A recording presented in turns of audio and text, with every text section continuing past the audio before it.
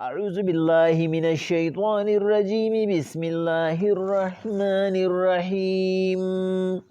ولا تقولن لشيء إني فاعل ذلك عدا حضور موعده د یو کار په باره کې چې ځکه انکې مدد سبا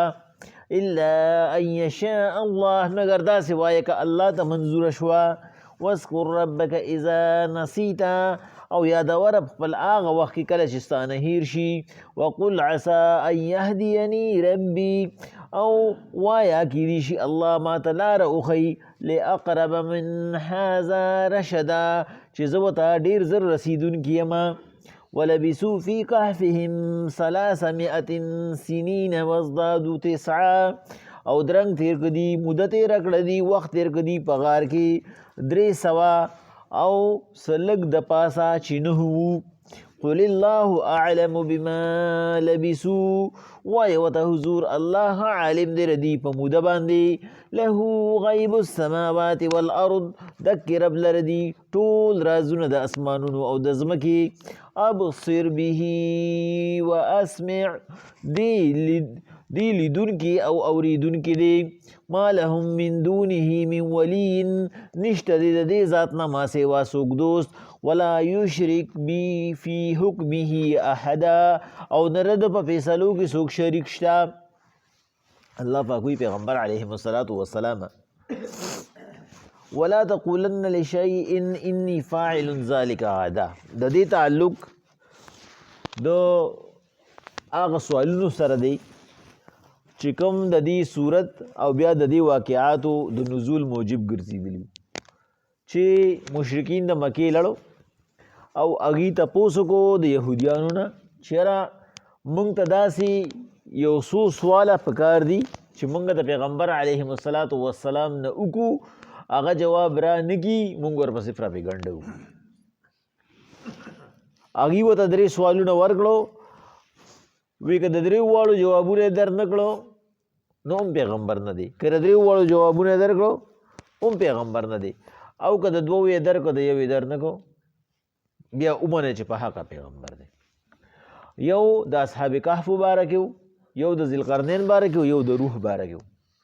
پیغمبر علیهم الصلاة والسلام چې کله رالل پیغمبر علیهم الصلاة والسلام ورته وی بس سبا راشئ زه به درله جواب درکړم ځکه الله وی ولا تقولن حضور ته چاته داسې مه وایه لشیء د یو څیز په باره کې انی فاعل ذلک دا چې زه کوونکی یم د دې سبا بلکې الا ان یشاء الله بلکې داسې ورته وایه چې که الله ته منظور شي واذکر ربک اذا نسیت او چې کله ستانه دا خبره یېره شي دا انشاءالله د نه یېر شي نو یادوی په هغه وخت کې چې کله درته رایاد شي وقل او ووایه عسى ان یهدیني ربي کیدی شي ډېر زر الله پاک ماته لار سمه کي ستاسو د سوالونو جوابونه راکړي لاقرب من هذا رشدا چې اب حق ته ډېره برابري نو پیغمبر علیهم الصلاة والسلام یو قول مطابق 15 ورځې یو قول مطابق 40 ورځې او د یو قول مطابق 6 میاشتې پیغمبر علیهم الصلاة والسلام باندې وحی رانله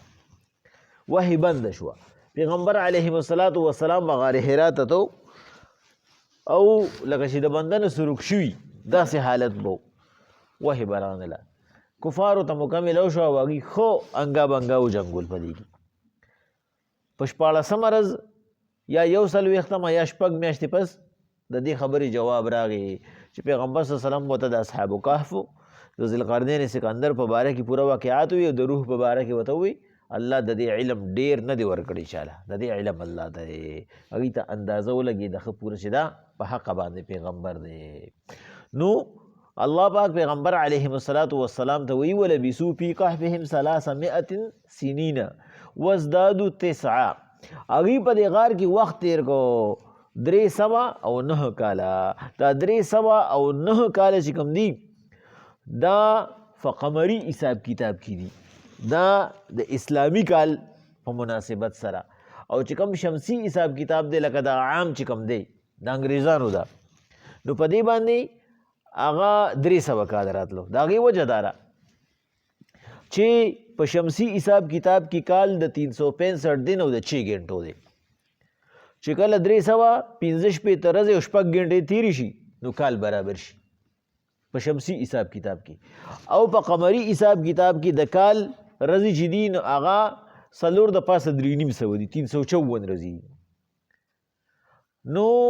دغه 11 رضی خواوشه او دغه 6 ګنټې دا چې ته جمع کی نو هر 33 سال کې یو کال سیوا کیږي. په شمسی حساب کتاب باندې په هر 33 سال کې یو کال سیوا کیږي. نو په 100 کالو کې 3 کاله سیوا شو، نو په 300 کالو کې 9 کاله سیوا شو. دا 9 کاله پې ځکه سیوا راغلی دي. الله پاک وی پیغمبر علیه السلام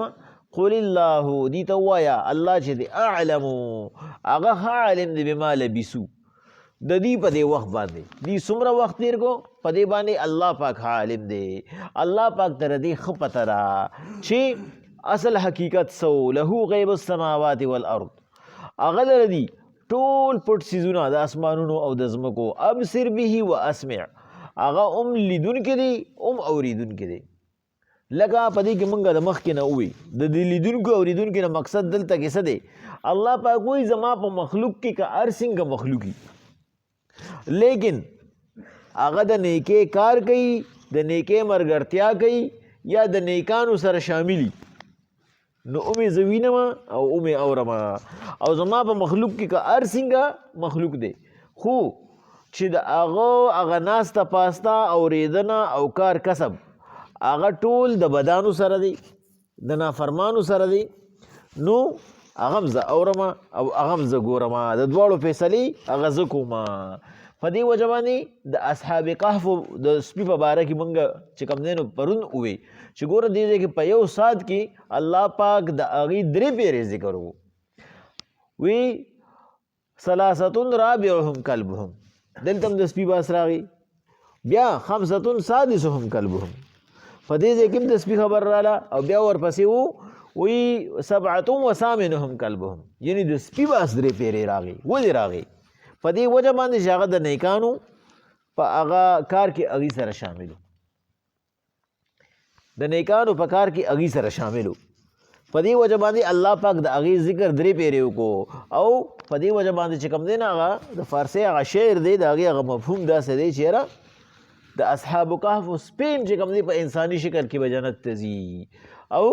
د نوح علیه السلام زوی هغه به د سپي په شکل کې دوزخ ته ځي چې هغه د پیغمبر زوی دی خو هغه هدایت وانغسته. د سپي په باره کې چې کوم دی نو د فقها چې کوم دی او خاص کر بیا حیات الحیوان کې الدمیری رحمه الله هغه لیکي چې په ده کې 10 خاصیتونه داسې دي چې دغه خاصیتونه د ده هغه د الله پاک د نیکو بندګانو دي. یو ځای کې زموږ یو ملګري تقریر کوو نو هغه وی د الله پاک نیکو بندګانو کې 10 خاصیتونه د سپي دي. نو دا په داسې طریقه باندې غلطه ده. زموږ استاد یې راوغوښته ورته وایي داسې خلک نه وایي چې 10 خاصیتونه پکې د سپي دي، بلکې دا خلک داسې وایي چې په دې سپي کې 10 خاصیتونه هغه د نیکانو خلکو دي. 10 خویونه د داسې دي چې دا د نیکانو خلکو دي چې په هغې کې چې کوم دی نو د ده ډومبې خوی هغه دا دی چې دی کمه خوري په یو ځای باندې ډېر خوراک نه کوي. لالچ یې څه وایي خو په یو ځای ډېر خوراک نه کوي، کمه خوري همیشه دپاره. او دا د الله پاک د نیکانو بندګانو د صوفیاو د پیران چې ورته وایي چې کوم اصلي پیرانی عالمانی د هغې دا طریقه ده چې هغې لږه خوري، بس صرف دومره خوري چې د الله پاک عبادت پې کولی شي. دویم چې کوم دی نو په ده کې یو دا عجیبه حیثیت دی په سپي کې چې د معین ځای نه یعنې دی کور نه لري خو بس خو چې کوم ځای کې دی کېنه نو بس هغه ځای کې ناست دي. او دا حیثیت چې کوم دی دا د الله پاک د هغه بندګانو دی چې د دنیا سره مینه نه لکه عیسی علیه السلام نو د هغه په مخ د ځمکه باندې کور نه بس خو چې کوم ځای کې ښه نو بس هلته کې شپه. دریم چې کوم دی نو د ده دریم حیثیت وی دا دی چې دی ټوله شپه ویښي، دی خوب نه کوي. خو یو خوب پکې دا ده چې دی اوده کېږي خو د بانګ نه پس اوده کېږي او د بانګ نه پس چې څوک اوده کېږي نو د هغه نه برکت اوچتېږي. او په دې په باره کې امام غزالي رحمه الله په خپل کتاب کې لیکي احیاء العلوم کې چې ګوره یو سپی چې کومه ده نو هغه اوه اته بچي راوړي او د هغې د ختمولو هم څه طریقه نشته ځکه چې سپی خو مردار د سپی خو څوک خوري نه چې حلالېږي او ګډه چې ده نو هغه یو بچی راوړي خو د سپو رمې نشته کنډکې نشته او د ګډو شته وایي دا ولې ګډه چې کومه ده هغه د بانګ نه پس خوب نه کوي د بانګ نه پس ویښوي د برکت هغه ټیم اعلان دی کو پیغمبر صلی الله علیه وسلم وایي دا د برکت ټیم دی چې څوک وایي زما په زندګۍ کې د برکتي زما په رزق کې د برکتي زما په روزګار کې د برکتي زما په بچو کې د برکتي زما په صحت کې د برکتي نو د سارې مالې د بانګ نه پس دی هغه نه ودي کېږي بس دا خوب د سارې مالې تر بانګه پورې چې څوک ودکه کافي دی او چې څوک د دې نه برکت وچتول غواړي نو هغه د بانګ نه پس یا د مونځ نه پس دی هغه ودي شي بس دا په دې کارونو کې برکت نه نو ګډه چې ده هغه نه وده کېږي نه هغې هغه برکت لاندې کو دا سپی ټوله شپه ویښي خو د بانګ نه پس دې بانګ سره چغه ووایي بیا وده شي نو د ده نه د برکت هغه ټایم لړم په دې کې برکت نه بل ویده کې یو لوی خصوصیت چې کوم دی نه هغه دا دی چې دې همیشه دپاره د روټۍ نه لرې کیني مالک به روټۍ خوري دی به نه لرې هغه ځای کې ناستي وایي دا چې کوم دی دا خوري دا پکې د مسکینانو دی چې هغې چې کوم دی نو صرف ستا په تمه به وي چې یاره دې موږ ته صد کوي او که نه کوي باقي ستا سره یې پکې څه کار نشته یو خصوصیت وایي په سپي کې چې کوم دی نو هغه دا دی چې دې یو پیره